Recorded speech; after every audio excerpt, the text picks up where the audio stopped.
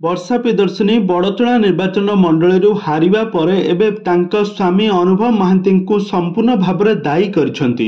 ଅନୁଭବ ମହାନ୍ତି କାହିଁକି ନା ଅନୁଭବ ମହାନ୍ତି ବଡ଼ଚଣା ନିର୍ବାଚନ ମଣ୍ଡଳୀରେ ବିଭିନ୍ନ ସ୍ଥାନରେ ବୁଲି ବୁଲି ବର୍ଷାଙ୍କ ବିପକ୍ଷରେ ବହୁ ସାରା ପ୍ରଚାର ପ୍ରସାର କରୁଥିଲେ। ତ ଏହି କାରଣରୁ ବର୍ଷା ପ୍ରିୟଦର୍ଶିନୀ ଅନୁଭବକୁ ପୁରା ଦାୟୀ କରିଛନ୍ତି। ତେବେ ଦର୍ଶକ ବନ୍ଧୁ ଏ ସମ୍ପର୍କରେ କ'ଣ ରହିଛି ଅଧିକ ଅପଡେଟ୍ ଜାଣିବା ପାଇଁ ହେଲେ ଆପଣମାନେ ଆଜିର ଭିଡ଼ିଓଟିକୁ ପୁରା ଶେଷ ପର୍ଯ୍ୟନ୍ତ ଦେଖନ୍ତୁ।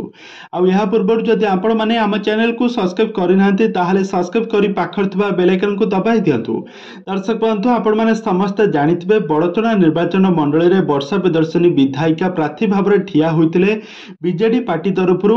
ଆଉ ସେଠାରେ ବର୍ଷା ପ୍ରିୟଦର୍ଶିନୀ ଜିତିବେ ବୋଲି ମଧ୍ୟ ବହୁତ କିଛି ଚର୍ଚ୍ଚା ହେଉଥିଲା। କିନ୍ତୁ ଅନୁଭବ ମହାନ୍ତିଙ୍କୁ ଆପଣମାନେ ସମସ୍ତେ ଜାଣିଥିବେ ଅନୁଭବ ମହାନ୍ତି ହେଉଛନ୍ତି ବର୍ଷା ପ୍ରିୟଦର୍ଶିନୀଙ୍କ ସ୍ୱାମୀ।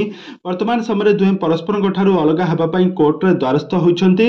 କିନ୍ତୁ ଅନୁଭବ ମହାନ୍ତି ବିଜେଡି ପାର୍ଟିରେ ଥିଲେ ତାଙ୍କୁ ଟିକେଟ୍ ନ ଦେବା କାରଣରୁ ସେ ବିଜେପି ପାର୍ଟିରେ ରହି ସେ ଷ୍ଟାର ପ୍ରଚାରକ ଭାବରେ କାମ କରୁଥିଲେ। ଆଉ ଏହାପରେ ସେ ବିଜେପି ପାର୍ଟି ତରଫରୁ ଷ୍ଟାର ପ୍ରଚାରକ ଭାବରେ ବଡ଼ଚଣା ନିର୍ବାଚନ ମଣ୍ଡଳୀରେ ବିଭିନ୍ନ ସ୍ଥାନରେ ଷ୍ଟାର ପ୍ରଚାରକ ଭାବରେ ବହୁ ସାରା ପ୍ରଚାର ପ୍ରସାର କରୁଥିଲେ।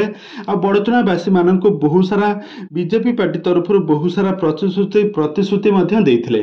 ଆଉ ସେଠାରେ ବର୍ଷା ପ୍ରିୟଦର୍ଶିନୀ ହାରିଯିବାର ଏହି ଗୋଟିଏ ପ୍ରମୁଖ କାରଣ କହିଛନ୍ତି ଅଭିନେତ୍ରୀ ବର୍ଷା।